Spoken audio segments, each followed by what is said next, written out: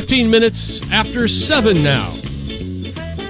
Sunny and 104 this afternoon. And now it's time for today's guest announcer. Take it away, Kira. And now Sonoma's worst Mexican. Here's Dan.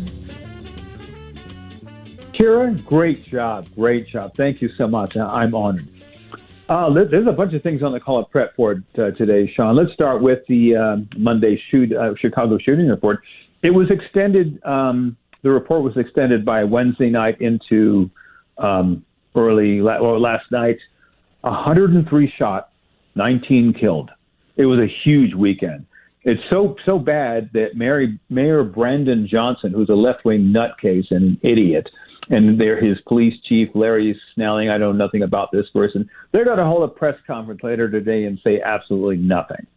So, again, what are they going to say? Hey, we'll look into it. More gun control, whatever. It's Trump's fault.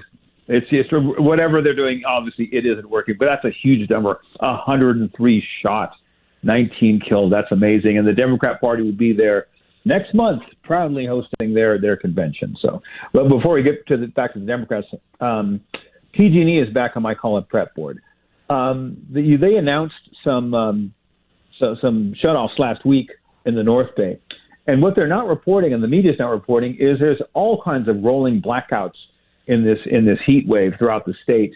A lot of them are in the north central part of the state here. Now, the excuses that PG&E is saying is that it's no different than when they were profiled back in 2017 with the fires here in Napa and Sonoma.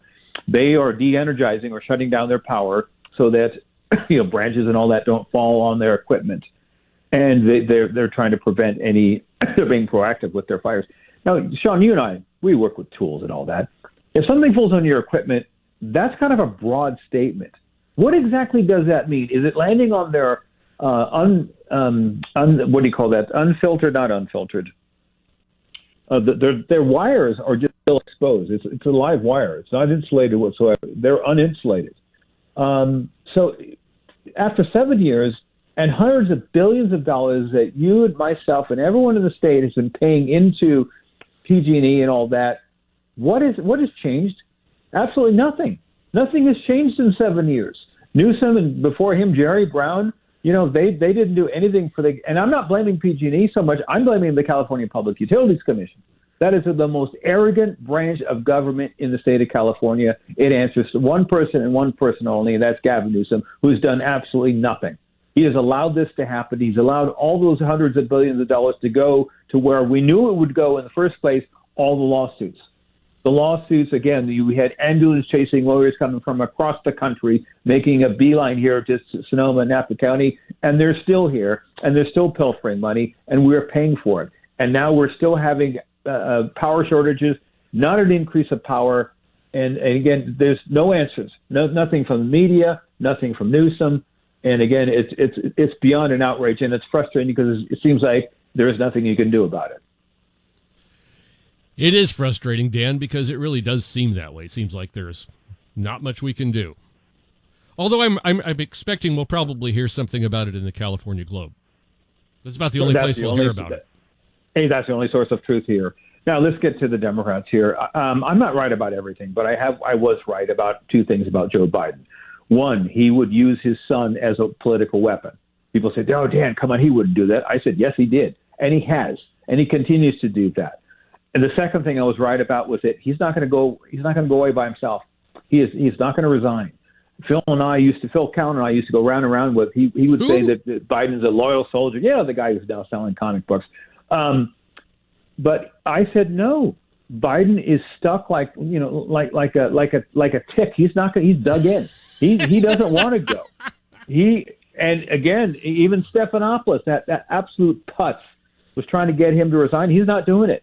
So how that's going to happen, I don't know. I'll believe it when I see it, that Biden steps down. Either behind the scenes he is forced or threatened. We don't know. I mean, seriously, that's where we are right now. Or they're just going to let it play through. And there's a bunch of legal avenues that the Democrats have regarding it's too late in the game to get Biden off there. He'd have to, again, expire in office or simply step down. but all the ballots are already printed. All the processes are already in place in a number in all 50 states. You can't just change that on a dime. And here's another thing I learned over the weekend, that the Democrat delegates, when they go to their convention, their rules are they can literally vote any way they want. And I believe that's opposite of what the Republican delegates, their structure is. When they go to the convention, they must vote the way that they were told to, because they're simply a representative. They can't change their vote on a whim. I don't think that's legal. So it's going to be an ugly, ugly mess. But right now, Democrats are simply waiting to see what Biden does. I don't see him stepping down. I think everyone's wrong at this point. I think Gallagher's wrong. I think he was wrong, that he's simply going to step aside for the good of the party and certainly not for the good of the nation. Come on, don't make me laugh. These guys could care less about the nation.